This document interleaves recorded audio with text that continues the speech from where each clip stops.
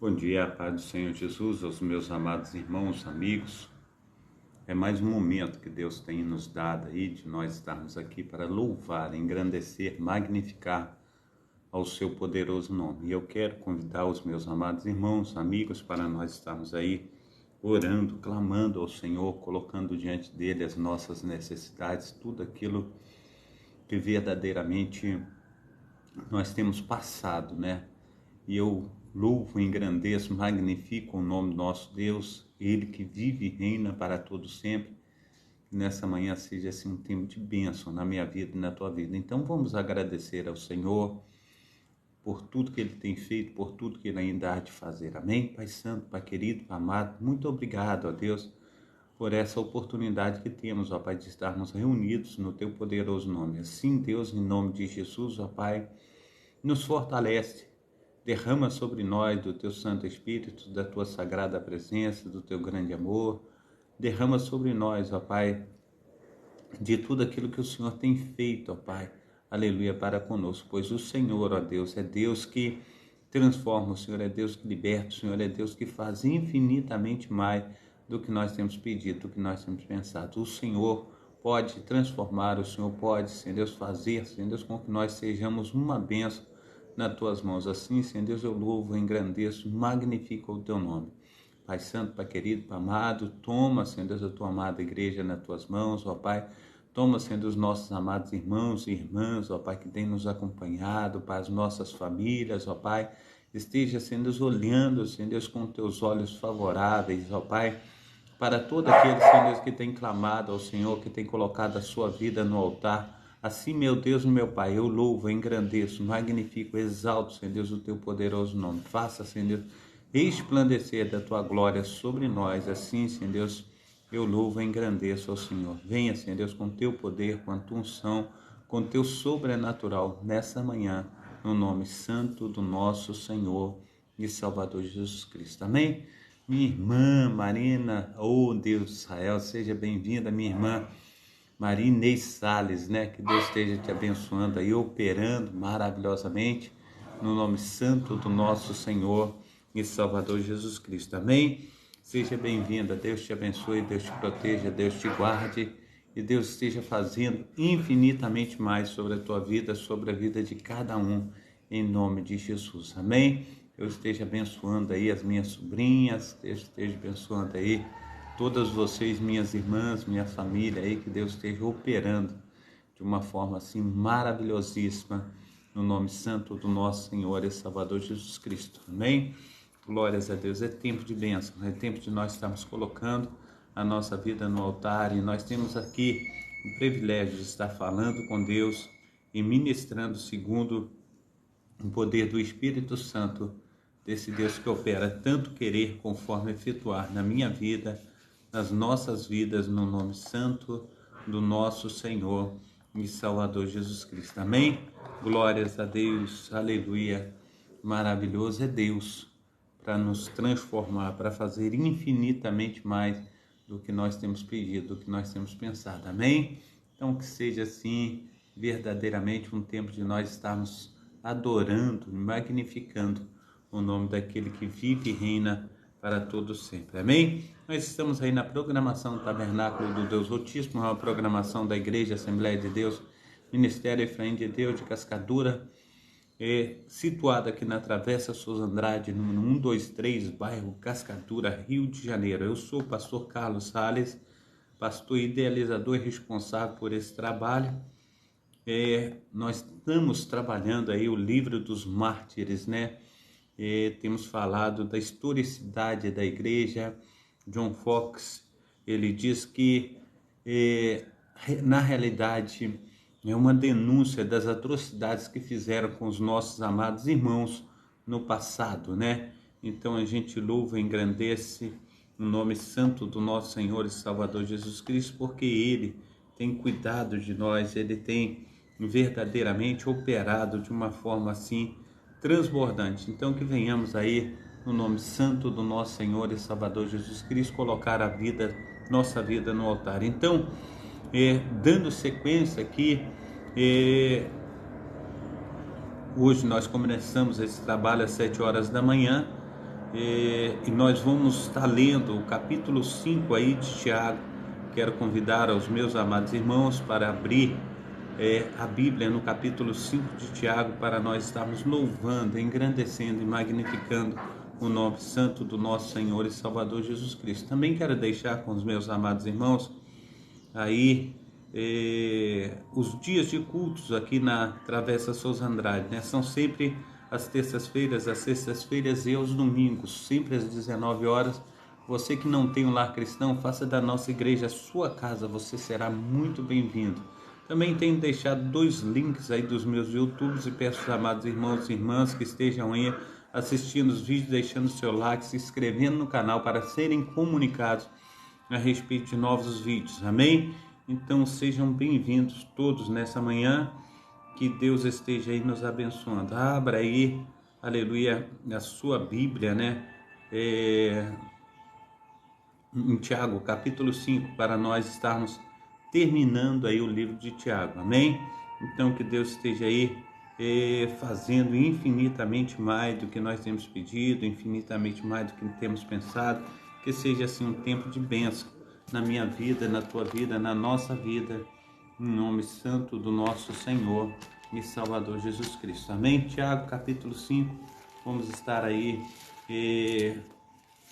nos edificando nessa palavra que Deus tem aí nos dado, e nós vamos estar aí lendo junto com os amados irmãos, amém? Diz aí Tiago, capítulo 5, diz assim: a condenação dos ricos opressores. Eia, pois agora vós ricos chorai, pranteai, por vossas misérias que sobre vós hão de vir. As vossas riquezas estão apodrecidas, e as vossas vestes estão comidas de traças. O vosso ouro e a vossa prata se enferrujaram, e a sua ferrugem dará testemunho contra vós, e comerá como fogo a vossa carne. Entesouraste para os últimos dias. Eis que o salário dos trabalhadores que ceifaram as vossas terras, e que vós vos diminuindo, aleluia, clama. E os clamores dos que ceifam entraram nos ouvidos do Senhor dos Exércitos. Deliciosamente viveste sobre a terra, e vos deleitastes e cavastes o vosso coração como o dia da matança. Condenastes e mataste os justos. Ele não vos resistiu. Sede, pois, irmãos, pacientes à vinda do Senhor. Eis que o lavrador espera o precioso fruto da terra, aguardando-o com paciência, até que receba a chuva temporã e serôdia. Sede vós também pacientes, fortalecei o vosso coração, porque já a vinda do Senhor está próxima. Irmãos, não vos queixais uns contra os outros, para que não sejais condenados. Eis que o juízo está à porta. Meus irmãos, tomai, por exemplo, de aflição a paciência os profetas que falaram em nome do Senhor. Eis que temos por bem-aventurados os que sofreram. Ouviste qual foi a paciência de Jó, e viste o fim que o Senhor lhe deu, porque o Senhor é muito misericordioso, piedoso, mas sobretudo, meus amados irmãos, não jureis nem pelo céu, nem pela terra, nem façais qualquer outro juramento, mas que a vossa palavra seja sim, sim, não, não, porque para que não caiais em condenação. Está alguém entre vós aflito? Ore. Está alguém contente? Cante louvores. Está alguém entre vós doente? Chama os presbíteros da igreja e orem sobre ele, ungindo-o com o azeite, em nome do Senhor. E a oração da fé salvará o doente, e o Senhor o levantará. E se houver cometido pecados, ser-lhe-ão perdoados. Confessai as vossas culpas uns aos outros e orai uns pelos outros para que sareis. A oração feita por um justo pode muito em seus efeitos. Elias era um homem sujeito às mesmas paixões que nós. Orando pediu que não chovesse, e por 3 anos e 6 meses não choveu sobre a terra. E orou outra vez, e o céu deu chuva, e a terra produziu o seu fruto. Irmãos, se algum de entre vós se tem desviado da verdade e alguém o converter, saiba que aquele que fizer converter do erro do caminho, aleluia, do seu caminho, um pecador salvará da morte. Uma alma cobrirá a multidão de pecados. Amém? Glórias a Deus. Deus maravilhoso. Deus que tudo pode. Amém? Então, meu amado irmão, minha amada irmã, nós temos aí falado a respeito do livro, né, John Foxe. Nós temos trabalhado a respeito aí dos mártires da igreja cristã. E eu quero compartilhar mais um pouquinho deste livro com os amados irmãos. E a gente está falando de William, e o William passou por maus bocados. Ele era um viajante, escrevia livros, era um homem cheio do poder do Espírito Santo e levava a palavra do Senhor de país em país. Aí quando chega à Espanha, na Espanha ele é aprisionado e usaram com ele de uma covardia enorme. Então William o guitou. Então nós estamos lendo a respeito dele. E nós paramos aqui numa página que fala sobre o inquisidor, né? Eu quero voltar um pouquinho atrás, que diz assim: não tenho dúvidas em minha mente, confio nas promessas de Cristo e creio em sua vontade revelada nos evangelhos, como professa a Igreja Católica Reformada. Estou confirmado na graça e tenho a segurança infalível da fé cristã.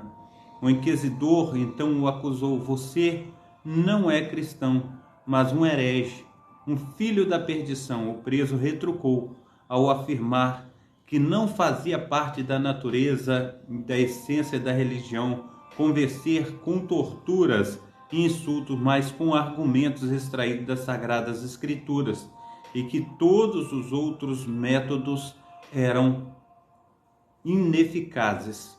O inquisidor enfureceu-se de tal maneira com as respostas do preso que esbofeteou no rosto e gritou palavras de insulto. Ainda tentou apunhalá-lo, porém foi detido pelos jesuítas. A partir deste momento, não visitou mais. No dia seguinte, os jesuítas voltaram com um ar grave e solene e superior. Perguntou qual fora a sua decisão. O Senhor lhe gritou, disse que já havia decidido e que só mudaria de postura caso apresentasse razões convincentes. O superior, após uma pendente exposição dos 7 sacramentos da intercessão dos santos e transubstanciação e etc., jactou-se grandemente de sua igreja, sua antiguidade, universalidade, uniformidade. Todas essas coisas foram negadas por Ligitou. A profissão de fé que eu sustento, aleluia, ou que eu sustenho, existe desde o tempo dos apóstolos, e Cristo sempre há mantido, aleluia, a sua igreja, ainda que obscuramente no tempo de vossas trevas mais espessas. Os jesuítas, ao perceberem que não havia argumento que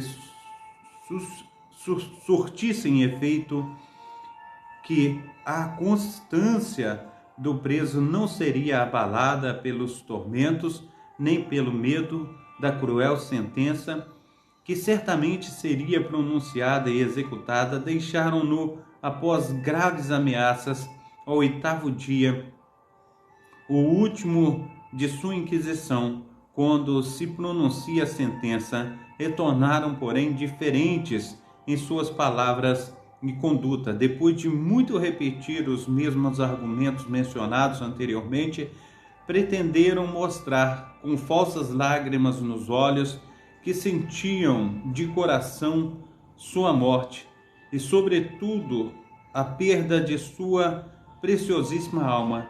Caíram de joelhos e clamaram: converta-se, converta-se, querido irmão, por amor da nossa bendita Senhora, converta-se. Então ele respondeu: não temo a morte, nem a fogueira, estou preparado para ambas.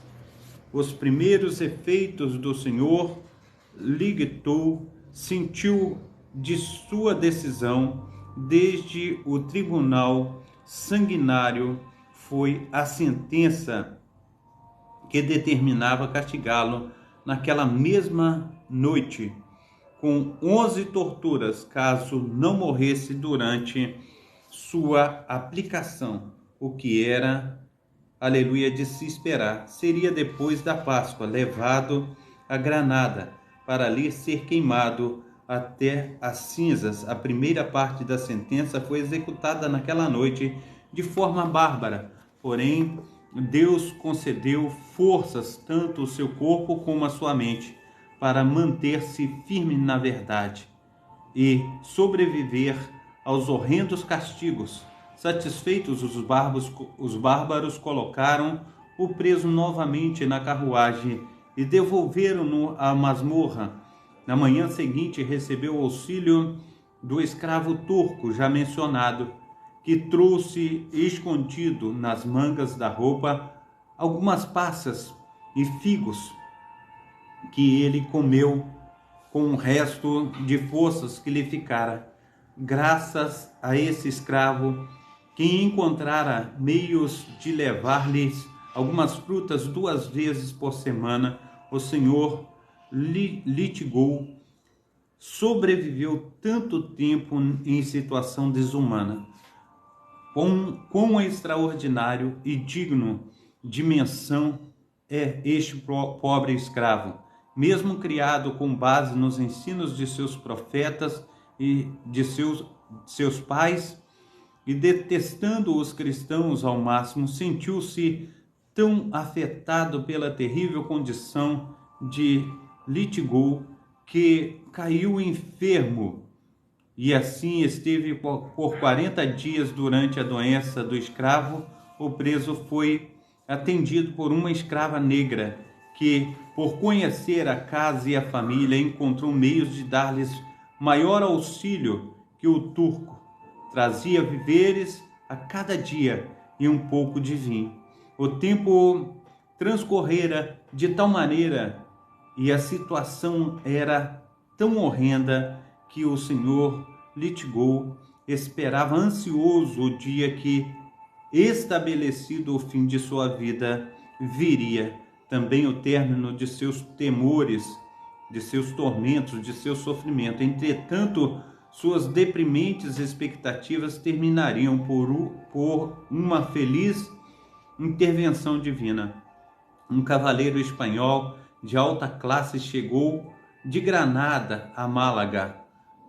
Convidado pelo governador, este informou do que se passara com o Senhor, litigou desde o momento em que fora preso como espia e descreveu os diversos sofrimentos que padecera. Acrescentou ainda que, ao saber da inocência do preso, ficara preocupado e por esta razão libertara e compensara pelos males sofridos. Ao inspecionarem seus escritos, porém, acharam vários textos de natureza blasfema que ridicularizavam a religião católica. O preso, ao recusar negar as heresias, foi entregue à Inquisição, que finalmente o condenou. Enquanto o governador relatava essa tragédia história, um jovem flamengo, criado do cavaleiro espanhol, que servia à mesa, encheu-se de assombro e pena no alojamento de seu amo, todas as palavras que ouvia começaram a dar voltas em sua mente. Estava tão impressionado que não pôde dormir. Nos curtos descansos que teve, sua imaginação levou-o à pessoa descrita sobre o trono, ou melhor dizendo, sobre o tronco, e contemplou os seus tormentos. Passou a noite ansioso. De manhã foi à cidade sem revelar suas intenções e perguntou pelo procurador inglês, encaminhando à casa de um certo Uide, e contou-lhe tudo o que ouvira na noite anterior. Porém, a paz do Senhor Jesus, a minha amada irmã Marina Salles, Deus te abençoe. Porém, não sabia o senhor Litigou, todavia, o senhor Uide deduziu tratar-se dele quando o criado mencionou que o preso era viajante. Ao ir-se o criado Flamengo, o senhor Wilde mandou chamar imediatamente os outros procuradores ingleses, a quem contou todos os detalhes sobre os seus desafortunados compatriotas. Após breve análise, enviaram um informe a Sir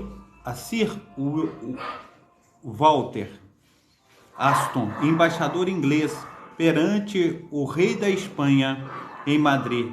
O representante da Inglaterra, ao apresentar um memorando ao rei e ao conselho, obteve uma ordem para libertação imediata do senhor Litigou em sua entrega ao procurador inglês. Esta ordem foi dirigida ao governador de Málaga e recebida com desgosto e surpresa por toda a Assembleia da sanguinária Inquisição. O senhor Litigou, solto na véspera do domingo de Páscoa, foi levado de seu calabouço nos ombros do escravo que havia assistido até a casa de um certo doutor Bobbish, onde recebeu cuidados médicos. Estava ancorada na baía de uma frota inglesa enviada por Sir Richard, que, ao ser informado dos sofrimentos e da atual situação do senhor Litigou, foi à terra recebê-lo no dia seguinte com uma guarda apropriada a bordo do navio Vanguarda. Litigou foi envolvido em mantas. 3 dias depois foi transportado a outro navio por ordem de Sir Robert Mansell, que cuidaria dele pessoalmente. O procurador deu-lhe roupas e todas as provisões necessárias. Além disso, deram-lhe 200 peças de prata. Sir Richard Hanks enviou-lhe 2 pistolas duplas antes de zarpar da costa espanhola. Sir Richard Hanks exigiu a entrega dos papéis, dinheiros, livros e demais pertences do ex-prisioneiros, porém não obteve resposta satisfatória. Não podemos deixar de fazer uma pausa para refletir sobre a providência, aleluia, divina, que se interpôs a favor deste pobre homem quando se achava à beira de sua destruição, pois por sua sentença, diante da qual não havia recurso algum, teria sido levado. Alguns dias depois, a granada é queimado até as cinzas. Aquele pobre criado, que não o conhecia nem possuía interesse pessoal em sua preservação, arriscou desagradar seu amo ao pôr em risco a própria vida para informar algo importante e perigoso sobre um cavaleiro desconhecido que dependia da sua própria discrição para sobreviver. Deus interfere através desses meios a favor dos virtuosos e oprimidos. Disto temos aqui um exemplo dos mais notáveis. Após 12, aleluia, dias na baía, o navio içou âncoras e em 2 meses estavam Deptford, são e salvo. Na manhã seguinte, Lithgow foi levado a uma liteira a Theobalds, onde se encontravam o rei e a família real. Majestade, Sua Majestade, estava em sua temporada de caça naquele momento. Ao voltar à tarde, porém, foi apresentado a Lithgow, que relatou os detalhes de seu sofrimento e sua feliz libertação. Ao sentir-se afetado pela narrativa, o rei expressou seus sentimentos e ordenou que fosse enviado a Beate e que suas necessidades fossem supridas.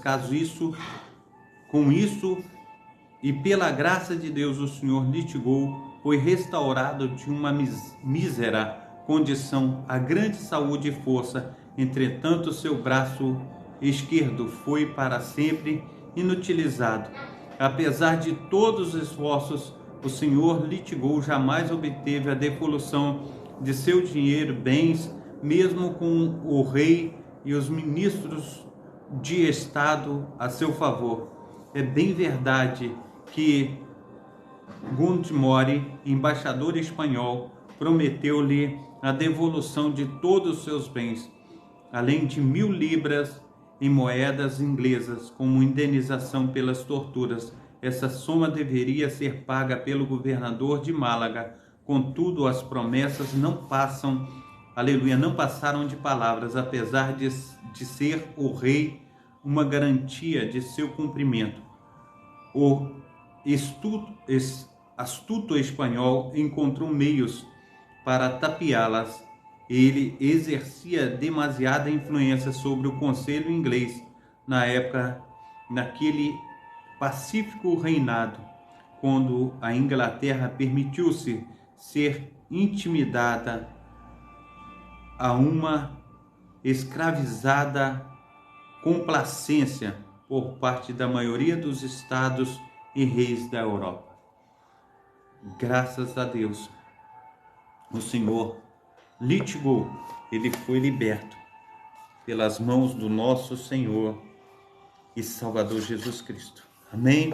Glórias a Deus. Eu louvo a Deus, meu amado irmão, minha amada irmã, por mais uma manhã que o Senhor tem aí nos ajudado, tem aí colocado a nossa vida, nas suas mãos e operado maravilhosamente. Tenho aqui alguns amados irmãos, o Senhor Santos, ele está dizendo assim: a paz do Senhor Jesus, e disse: o Senhor poderia orar pelo meu casamento, por favor? Sim, Senhor Santos, nós vamos estar orando no nome santo do nosso Senhor e Salvador Jesus Cristo. Amém? Então, meus amados irmãos, foi muito bom nós estarmos juntos nessa manhã. Pastor Carlos daqui a pouquinho está saindo para trabalhar e eu quero orar antes pelos amados irmãos para nós estarmos dando términos a esse trabalho. Amém? Glórias a Deus. Desde já eu agradeço a todos, um abração, que Deus esteja abençoando, uma boa sexta-feira, um bom final de semana para todos. Amém?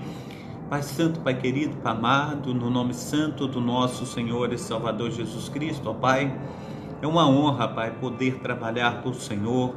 É muito bom, Pai, todos os dias de manhã, Pai, estar, Senhor Deus, orando, clamando, principalmente como uma pessoa assim, conforme o Senhor Santos, ó Pai, que tem, Senhor Deus, pedido pelo seu casamento, ó Pai, porque nós sabemos que casamento, ó Pai, é uma instituição, aleluia, feita pelo Senhor, ó Pai.